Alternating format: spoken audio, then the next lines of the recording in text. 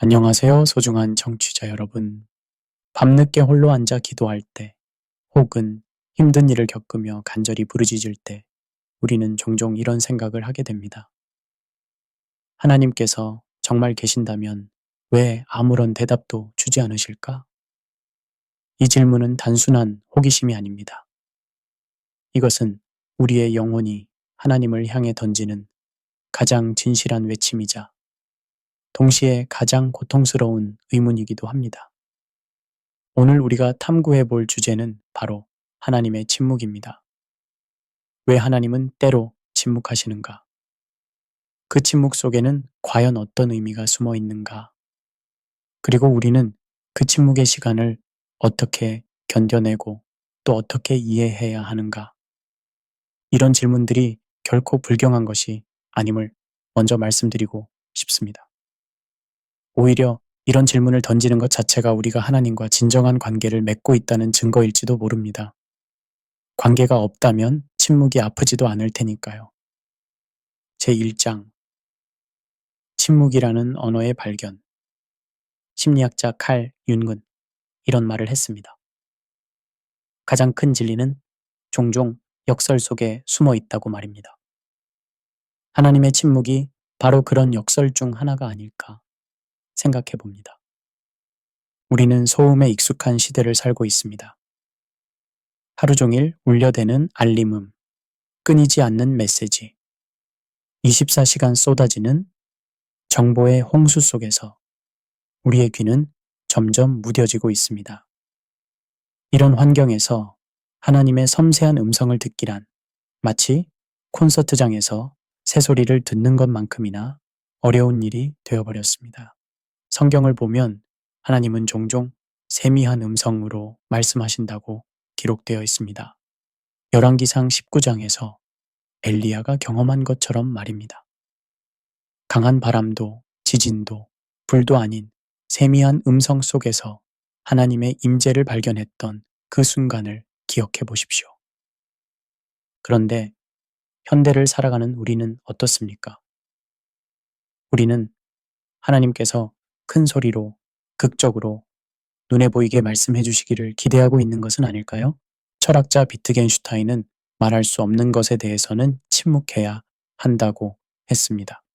이 말은 단순히 무언을 권하는 것이 아니라 어떤 진리는 언어로 표현될 수 없으며 오직 체험을 통해서만 전달될 수 있다는 깊은 통찰을 담고 있습니다. 하나님의 침묵도 마찬가지일 수 있습니다. 어떤 진리는 말로 설명되는 순간 그 본질을 잃어버립니다. 사랑이 그렇고 경외감이 그렇고 신앙의 신비로운 체험이 그렇습니다. 하나님께서 침묵하실 때 그분은 우리에게 말로는 전달할 수 없는 더 깊은 차원의 진리를 경험하게 하고 계신 것은 아닐까요? 생각해 보십시오. 우리 인생에서 가장 의미 있는 순간들을 말입니다. 첫 아이가 태어나던 순간, 사랑하는 사람과의 깊은 눈 맞춤, 자연의 웅장함 앞에 섰던 그 순간들을 말입니다. 그 순간들에서 우리는 무슨 말을 했습니까? 대부분 아무 말도 하지 않았을 것입니다. 오히려 말문이 막혔을 것입니다. 왜냐하면 그 순간의 감동과 의미는 어떤 언어로도 표현할 수 없었기 때문입니다. 어머니가 아픈 아이를 품에 안고 있을 때를 생각해 보십시오. 그 어머니는 아이에게 많은 말을 할 필요가 없습니다. 그저 조용히 안아주는 것만으로도 아이는 엄마의 사랑을 온몸으로 느낍니다. 때로는 말보다 침묵이, 설명보다 임재가 더 큰 위로와 치유를 가져다 줍니다. 하나님의 침묵도 그런 것이 아닐까요? 우리가 너무 아프고 상처받아서 어떤 말로도 위로받을 수 없을 때 하나님은 말씀 대신 조용한 임재로 우리를 감싸주시는 것은 아닐까요? 제2장 성경이 증언하는 침묵의 순간들. 욥기는 아마도 하나님의 침묵에 대한 가장 깊이 있는 탐구서일 것입니다. 욥은 흠이 없고 정직하여 하나님을 경외하며 악에서 떠난 자였습니다. 그런데 갑자기 모든 것을 잃었습니다. 자녀들도 재산도 건강도 모두 잃었습니다. 욥의 친구들은 나름대로 설명을 시도했습니다. 엘리바스는 죄 없이 망하는 자가 어디 있겠는가? 라며 인과응보론을 펼쳤습니다. 빌닷은 전통적 지혜를 인용했고 소발은 하나님의 공의를 강조했습니다. 모두 논리적이고 신학적으로 타당해 보이는 설명들이었습니다. 하지만 욥은 이 모든 설명들이 자신의 현실과 맞지 않음을 알았습니다. 그래서 그는 직접 하나님께 부르짖었습니다. 내가 주께 부르짖으나 주께서 대답하지 아니하시며 내가 서 있으나 주께서 나를 돌아보지 아니하시나이다. 욥기 30장 20절. 여기서 주목할 점은 욥의 질문이 철학적 추상론이 아니라는 것입니다. 그는 구체적인 고통 속에서 실존적 절망 속에서 하나님의 침묵을 경험했습니다. 그리고 그 침묵이 그를 더욱 절망하게 만들었습니다. 욥기를 보면 욥의 친구들이 처음 그를 찾아왔을 때 7일 동안 아무 말 없이 함께 앉아 있었다고 기록되어 있습니다. 그 침묵의 7일이 오히려 그 이후에 수많은 변론보다 욥에게 더 큰 위로가 되었을지도 모릅니다.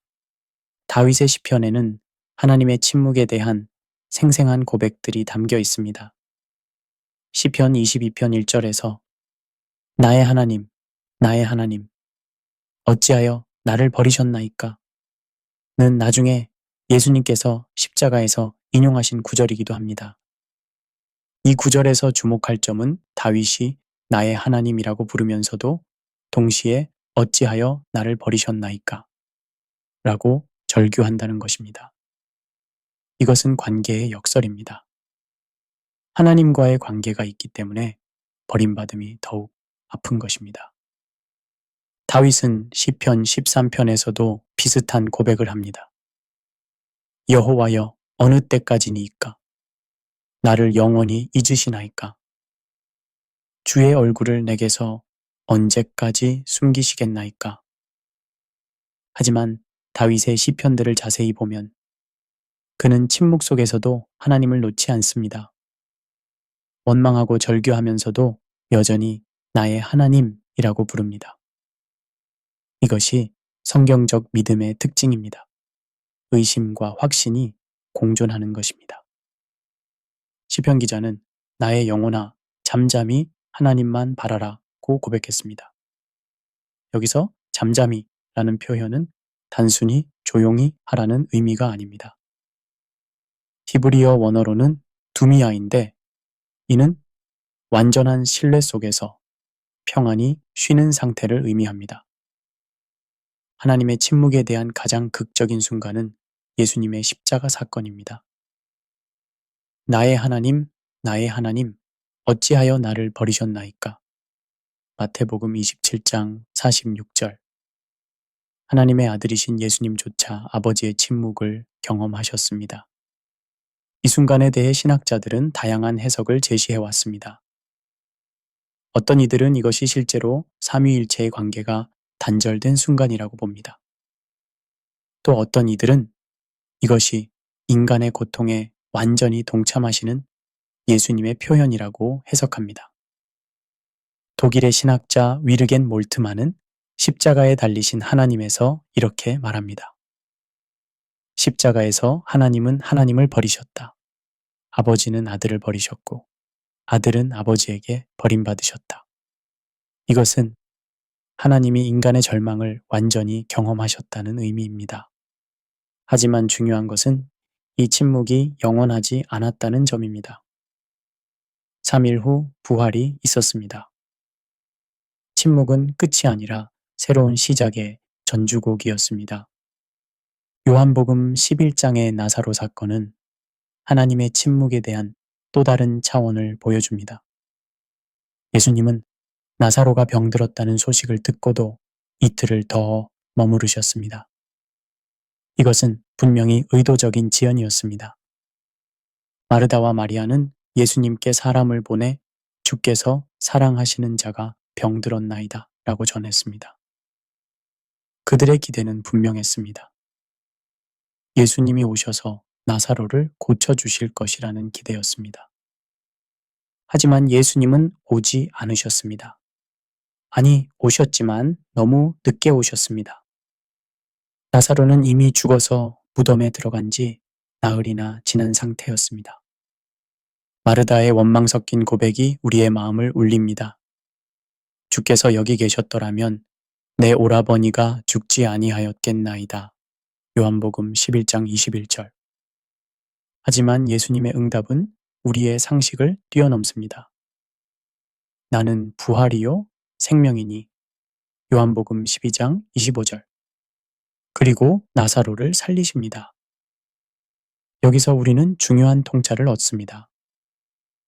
예수님의 침묵과 지연은 더 큰 영광을 위한 것이었습니다. 단순히 병을 고치는 것이 아니라 죽음을 이기는 능력을 보여주시기 위한 것이었습니다. 제3장 역사 속 침묵의 패턴들. 말라기서와 마태복음 사이에는 약 400년의 시간이 흘렀습니다. 이 기간을 신학자들은 신약 강의 또는 침묵기라고 부릅니다. 이 400년 동안 하나님께서는 이스라엘에게 선지자를 보내지 않으셨고 새로운 계시도 주지 않으셨습니다. 이 시기를 단순히 하나님의 부재 기간으로 봐야 할까요? 역사를 자세히 들여다보면 그렇지 않습니다. 이 400년 동안 이스라엘 민족은 헬라 문화와 로마 문명을 만나면서 새로운 세계관을 형성했습니다. 헬라어가 지중해 전역의 공통어가 되었고 로마의 도로망이 전 세계를 연결했습니다. 회당 제도가 발달했고 구약 성경이 헬라어로 번역되었습니다. 다시 말해 하나님께서는 침묵하고 계셨지만 동시에 예수님이 오실 완벽한 환경을 준비하고 계셨던 것입니다. 만약 예수님이 400년 전에 오셨다면 그분의 복음이 전 세계로 전파될 수 있었을까요? 아마도 불가능했을 것입니다. 이스라엘 백성들이 이집트에서 400년간 노예 생활을 할 때도 마찬가지였습니다. 출애굽기 2장 23절에서야 하나님이 그들의 고통 소리를 들으셨다고 기록되어 있습니다. 그 긴 침묵의 시간은 무엇이었을까요? 역사가들은 이 시기를 이스라엘 민족의 정체성 형성 시기로 봅니다. 야곱의 후손들이 개별 가족에서 하나의 민족으로 성장하는 시간이었습니다. 교회사를 살펴보면 흥미로운 패턴을 발견할 수 있습니다. 큰 부흥이 일어나기 전에는 항상 침묵의 시기가 있었다는 것입니다. 종교개혁 이전의 중세 후기를 생각해 보십시오. 교회는 타락했고 성직자들은 부패했으며 평신도들은 영적 갈망을 충족시킬 길을 찾지 못했습니다. 하나님께서는 침묵하시는 것 같았고 교회는 형식만 남은 종교 기관으로 전락해 있었습니다. 그런데 바로 그 시기에 하나님께서는 조용히 준비하고 계셨습니다. 인쇄술이 발명되었고 인문주의가 발달했으며 성경을 원어로 연구하려는 움직임이 일어났습니다. 그리고 때가 되자 루터, 칼뱅, 츠빙글리 같은 개혁자들을 통해 놀라운 부흥이 일어났습니다. 18세기 영국의 웨슬리 부흥도 마찬가지입니다. 부흥 이전의 영국 교회는 형식주의와 이신론에 빠져 있었습니다. 하나님은 멀고 추상적인 존재로 여겨졌고 개인적인 신앙 경험은 중요하게 여겨지지 않았습니다. 그런데 하나님께서는 그 침묵의 시기에 존 웨슬리의 마음을 준비시키고 계셨습니다. 웨슬리가 모라비아 교도들을 만나고 올더스 게이트에서 마음이 뜨거워지는 체험을 하게 된 것도 우연이 아니었습니다. 우리 개인의 삶을 돌아봐도 비슷한 패턴을 발견할 수 있습니다. 인생의 큰 전환점들을 생각해 보십시오. 대학 입시를 준비하던 시절, 취업을 준비하던 시절, 결혼을 앞둔 시절을 말입니다. 그 시기들은 대부분 불안하고 답답한 시간들이었을 것입니다. 그런데 지금 돌이켜보면 어떻습니까? 그 침묵의 시간들이 오히려 가장 중요한 성장의 시간이었다는 것을 깨닫게 됩니다. 그 시간 동안 우리는 스스로 생각하고 고민하고 선택하는 법을 배웠습니다. 심리학자 에릭슨의 발달 단계 이론을 보면 인간은 각 단계마다 특정한 위기를 경험하게 됩니다. 이 위기는 고통스럽지만 동시에 성장을 위해 반드시 필요한 과정입니다. 마찬가지로 하나님의 침묵도 우리의 영적 성숙을 위해 필요한 건강한 위기일 수 있습니다. 제4장 침묵의 신학적 의미들. 덴마크의 철학자 키르케고르는 아브라함의 이야기를 통해 믿음에 대한 깊은 통찰을 제시했습니다. 하나님께서 아브라함에게 아들 이삭을 바치라고 하셨을 때 아브라함은 3일 동안 아무런 설명도 듣지 못했습니다. 키르케고르는 이것을 믿음의 비약이라고 불렀습니다. 이성적으로 이해할 수 없는 상황에서도 하나님을 신뢰하는 것입니다. 이것은 맹목적 신앙이 아닙니다. 오히려 관계에 기반한 깊은 신뢰입니다. 현대 심리학의 애착 이론을 개발한 존 볼비는 안전한 애착의 특징 중 하나로 분리불안에도 불구하고 기본적 신뢰를 유지하는 능력을 꼽았습니다. 아이가 엄마가 잠시 사라져도 다시 돌아올 것이라는 기본적 신뢰를 갖고 있다면 그 아이는 건강한 애착을 형성한 것입니다. 하나님과의 관계에서도 마찬가지입니다. 침묵의 시간 동안에도 하나님이 여전히 선하시고 신실하시다는 기본적 신뢰를 유지하는 것. 이것이 성숙한 믿음의 모습일 것입니다. 발달 심리학자 에릭 에릭슨은 인간의 발달을 8단계로 나누어 설명했습니다. 각 단계마다 극복해야 할 위기가 있고 그 위기를 성공적으로 극복했을 때 다음 단계로 나아갈 수 있다라고 했습니다. 신앙의 성장에서도 비슷한 과정이 있습니다. 초기의 신앙은 즉각적인 응답과 체험에 의존하는 경우가 많습니다. 기도하면 바로 응답받고 예배드리면 뜨거운 감동이 있기를 기대합니다. 하지만 신앙이 성숙해지면서 점차 그런 즉각적 반응들이 줄어듭니다. 이때 많은 사람들이 혼란을 경험합니다. 내 신앙이 식었나? 하나님이 나를 버리셨나? 스페인의 신비주의자 십자가의 성 요한은 이것을 영혼의 어두운 밤이라고 불렀습니다. 하나님을 향한 감정적 체험들이 사라지는 시기입니다. 하지만 그는 이것을 신앙의 후퇴가 아니라 더 깊은 차원으로의 진입으로 보았습니다.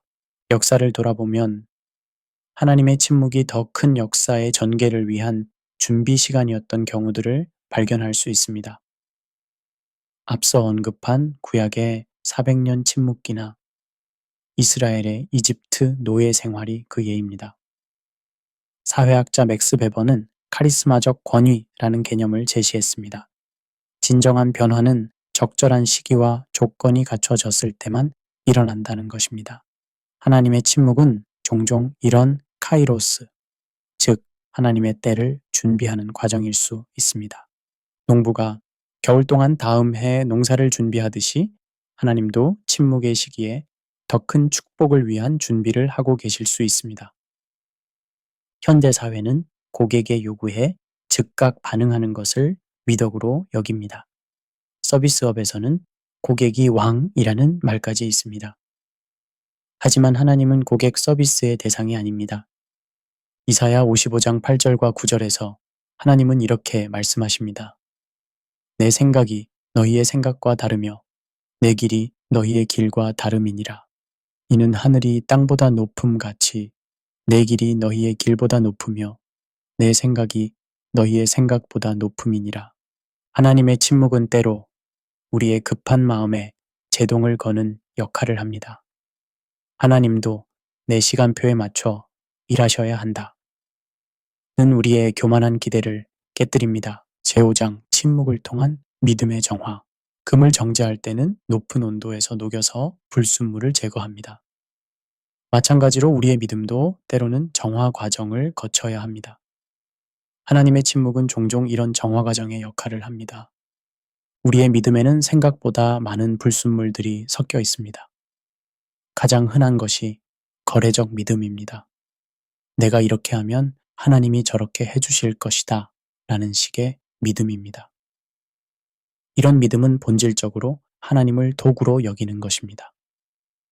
또 다른 불순물은 감정적 믿음입니다. 기분이 좋을 때는 하나님이 가까이 계신다고 느끼고 기분이 나쁠 때는 하나님이 멀어지셨다고 생각하는 믿음입니다. 이런 믿음은 우리의 감정 상태에 따라 좌우되는 불안정한 믿음입니다. 환경적 믿음도 있습니다.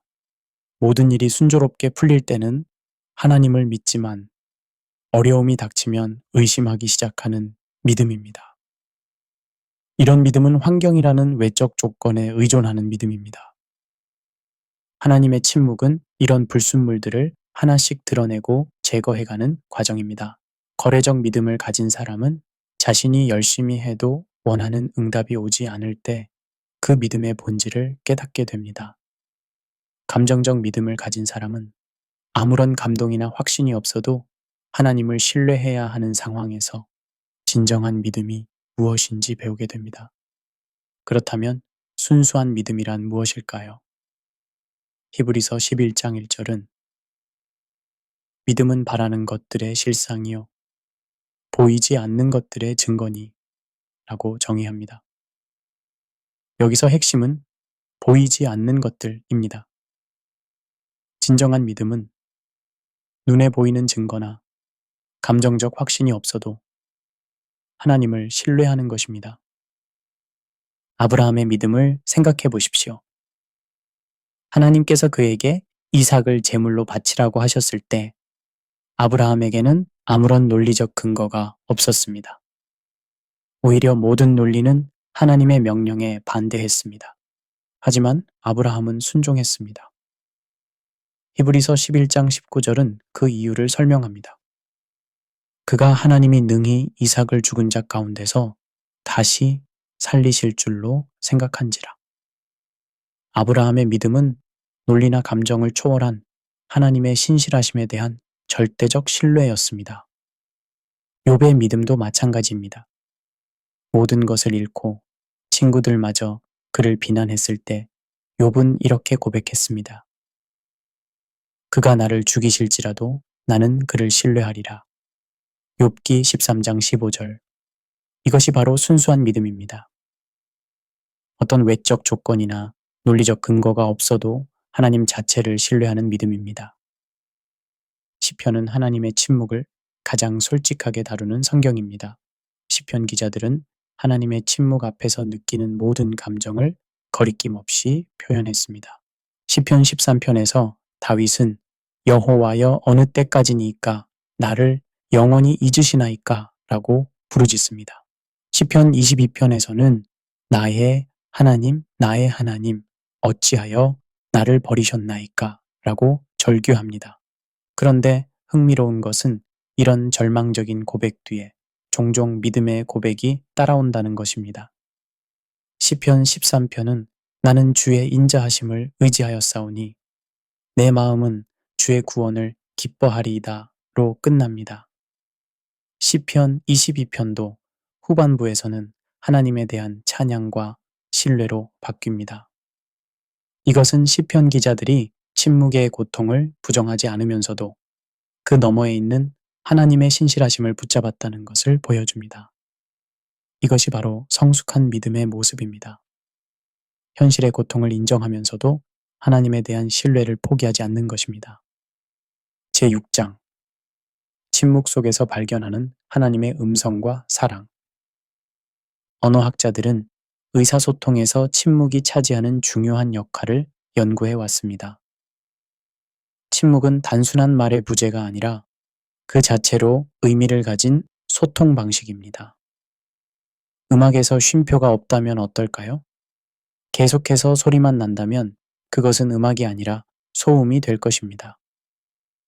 쉼표가 있기 때문에 음표가 의미를 갖습니다. 현대 심리학은 침묵이 인간의 정신 건강에 미치는 놀라운 효과를 밝혀내고 있습니다. UCLA의 매튜 리버만 교수는 그의 연구에서 침묵은 뇌의 기본 네트워크를 활성화시켜 창의성과 자기성찰 능력을 크게 향상시킨다고 발표했습니다. 우리의 뇌는 외부 자극이 없을 때 오히려 더 활발하게 작동합니다. 이를 기본 모드 네트워크라고 부르는데, 이 상태에서 우리는 자신의 정체성을 탐구하고 과거의 경험을 정리하며 미래를 계획하는 중요한 작업을 수행합니다.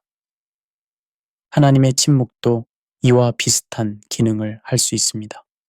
하나님께서 직접적인 음성으로 우리에게 말씀하지 않으실 때 우리의 영적 감각은 오히려 더 예민해질 수 있습니다. 역설적이게도 하나님의 침묵은 종종 하나님에 대한 더 깊은 갈망을 만들어냅니다. 우리가 쉽게 얻을 수 있는 것은 소중히 여기지 않지만 얻기 어려운 것은 더욱 간절히 원하게 되는 것이 인간의 본성입니다. 시편 42편의 기자는 하나님이여 사슴이 시냇물을 찾기에 갈급함같이 내 영혼이 주를 찾기에 갈급하나이다 라고 고백했습니다. 이 갈급함은 하나님을 쉽게 만날 수 있었을 때가 아니라 하나님이 멀게 느껴졌을 때 더욱 강렬해졌습니다. C.S. 루이스는 순전한 기독교에서 우리 안에 있는 갈망 자체가 그 갈망을 충족시킬 수 있는 무언가가 존재한다는 증거라고 했습니다. 하나님에 대한 갈망이 있다는 것은 하나님이 존재하신다는 증거이고 또한 우리가 하나님과 만날 수 있다는 희망의 근거이기도 합니다. 게리 체프먼의 5가지 사랑의 언어. 이론은 사람마다 사랑을 표현하고 받아들이는 방식이 다르다는 것을 보여줍니다. 하나님의 사랑도 마찬가지가 아닐까요? 우리는 종종 하나님의 사랑이 우리가 원하는 방식으로 표현되기를 기대합니다. 직접적인 응답으로, 눈에 보이는 축복으로, 감정적인 확신으로 말입니다. 하지만 하나님의 사랑은 때로 우리가 예상하지 못한 방식으로 표현될 수 있습니다. 침묵도 그런 사랑의 언어 중 하나일 수 있습니다. 마치 부모가 아이에게 스스로 걸음마를 배우도록 잠시 손을 놓는 것처럼 하나님도 우리가 영적으로 성장하도록 잠시 침묵하실 수 있습니다. 하나님의 침묵을 이해하는 가장 중요한 열쇠는 십자가에서 찾을 수 있습니다. 예수님이 십자가 위에서 나의 하나님, 어찌하여 나를 버리셨나이까? 라고 부르짖으셨을 때 하나님 아버지는 침묵하셨습니다. 이 침묵은 하나님이 예수님을 사랑하지 않으셔서가 아니었습니다. 오히려 그 반대였습니다. 하나님은 예수님을 너무나 사랑하셨기에 그리고 우리를 너무나 사랑하셨기에 그 침묵을 견디셨습니다. 만약 하나님이 그 순간 개입하셨다면 구원의 역사는 완성될 수 없었을 것입니다. 이것은 우리에게 매우 중요한 통찰을 줍니다. 하나님의 침묵이 항상 사랑의 부재를 의미하는 것은 아니라는 것입니다. 때로는 더 큰 사랑을 위한 고통스러운 선택일 수도 있습니다. 이사야 45장 15절은 하나님을 스스로 숨어 계신 하나님이라고 부릅니다. 여기서 숨어 계시다는 표현은 부재를 의미하는 것이 아니라 우리가 쉽게 발견할 수 없는 방식으로 임재하고 계시다는 의미입니다. 숨바꼭질을 하는 아이들을 생각해 보십시오. 아이가 숨어 있다고 해서 그 아이가 존재하지 않는 것은 아닙니다. 오히려 그 아이는 발견되기를 기다리고 있습니다. 찾는 사람이 가까이 오면 가슴이 뛰고 발견되는 순간 기쁨이 폭발합니다.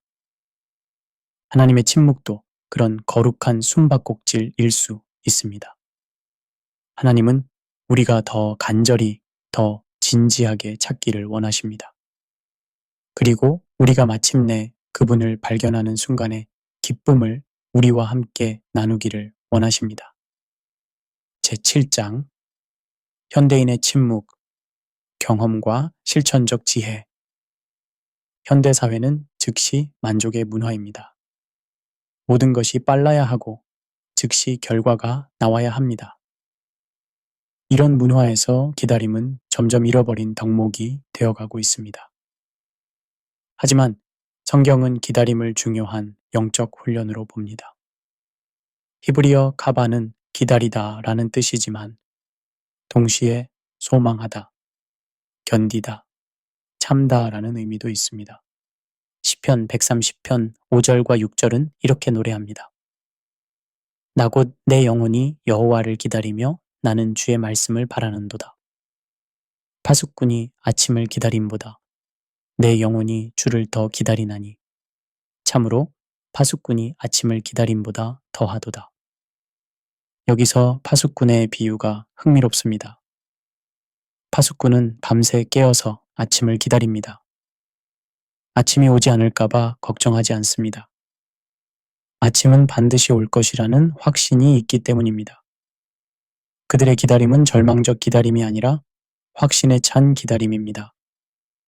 침묵의 시간을 어떻게 보낼 것인가는 중요한 영적 과제입니다.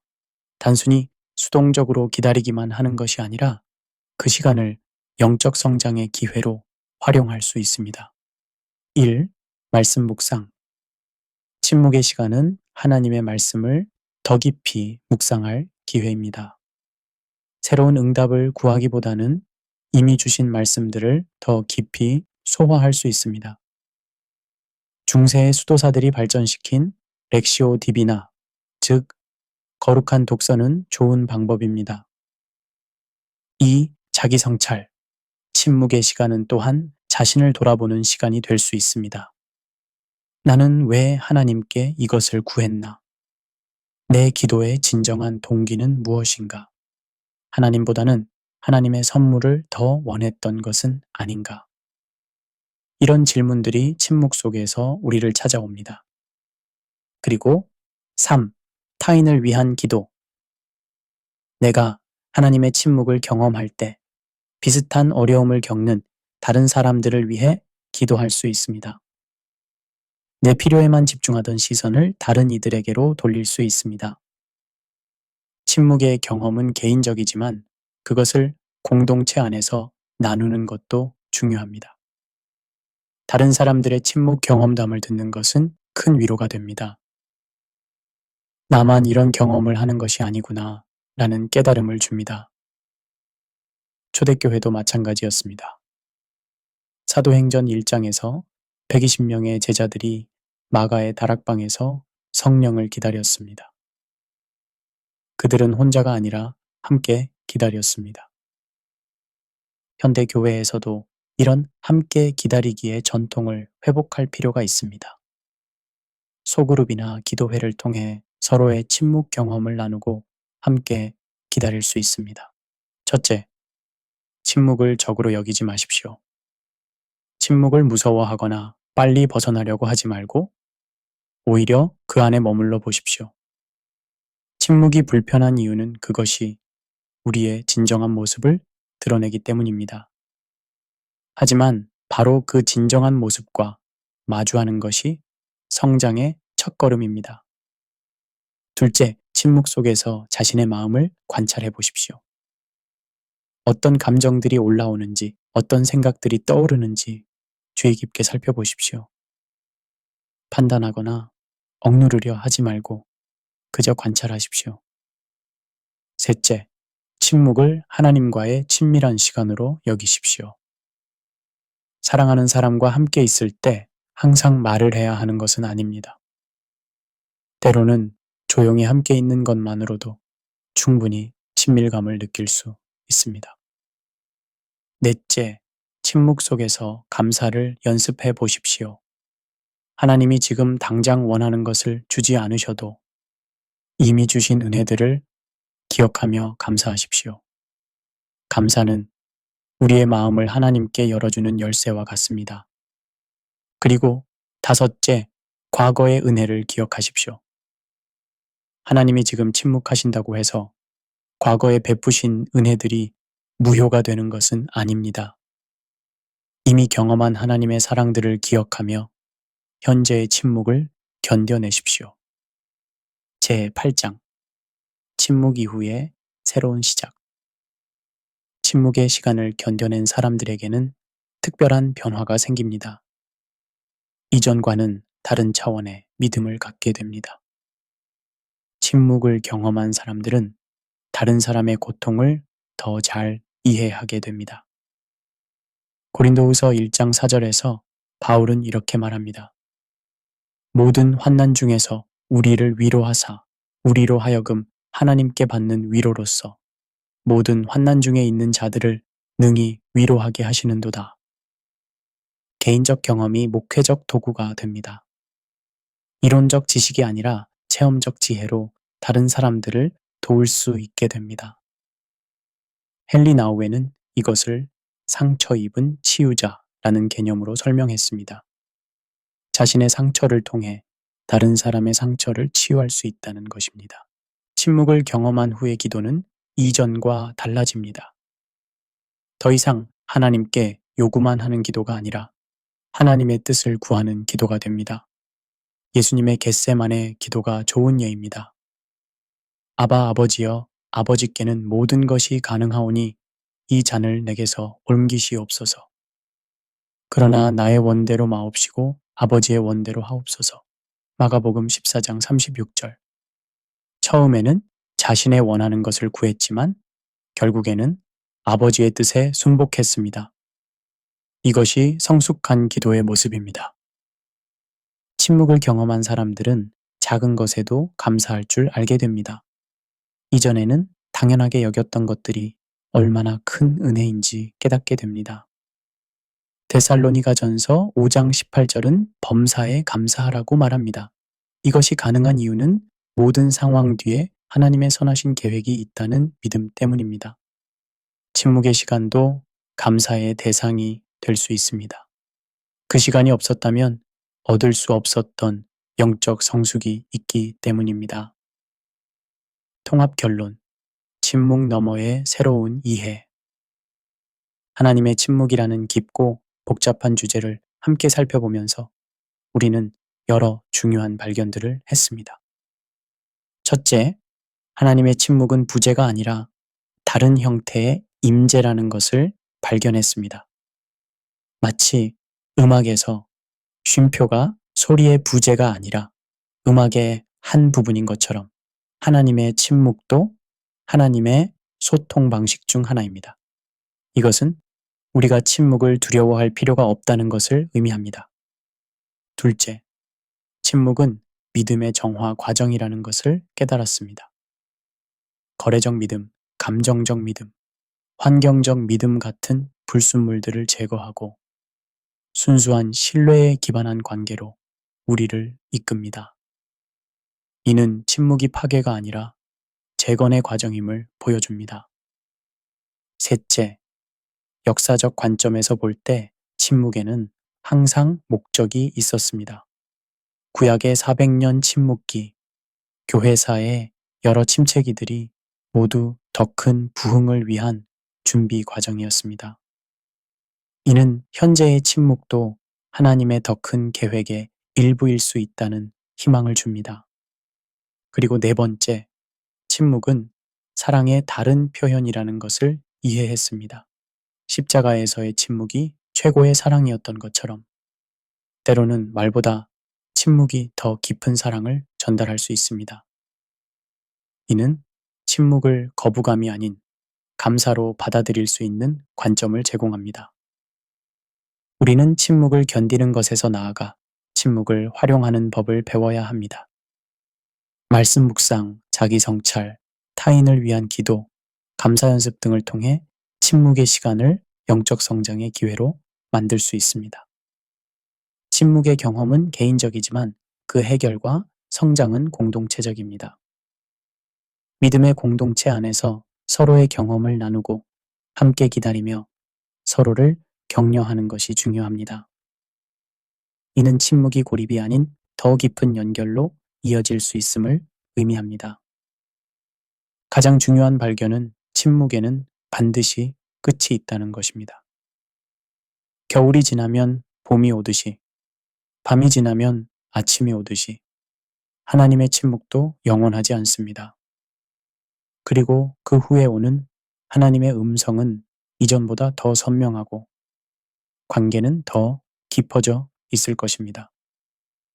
사랑하는 여러분, 지금 하나님의 침묵 가운데 계신다면 절망하지 마십시오. 그 침묵은 하나님의 부재가 아니라 다른 방식의 임재입니다.